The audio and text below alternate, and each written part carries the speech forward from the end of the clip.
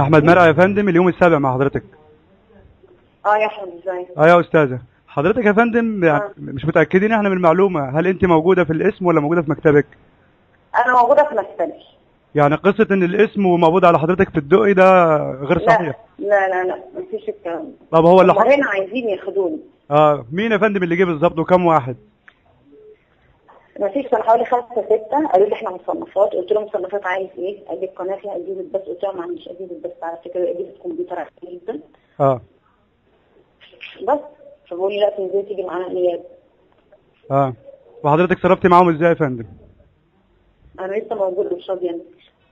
يعني لان اذن النيابه هم جم الساعه 4، اذن النيابه بيجي هما جم الساعه كام يا بس. فندم؟ جم الساعه كام مكتب حضرتك؟ جم الساعه 4 بالظبط. 4 العصر ولسه موجودين لحد دلوقتي. اه اه. طب وحضرتك مش هتنزلي معاهم الا لما يجي حد من النيابه ولا ايه؟ ما اعرفش بقى هعمل ايه.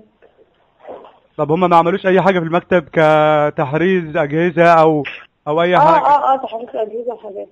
مفيش اي تكسير ولا اي حاجه، الدنيا كلها تمام يعني. طب خلينا محمد فين؟ ماشي ماشي يا صدق. يا فندم، ايوه يا احمد خلاص ماشي. المكتب كله تمام ولا في مشاكل؟ لا مفيش حاجة. مفيش اي حاجه، تمام يعني. تمام مفيش حاجة. ماشي يا فندم، خلاص مفيش مشكلة. شكرا مش شكرا يا فندم، شكرا، مع السلامه. خلاص مش انا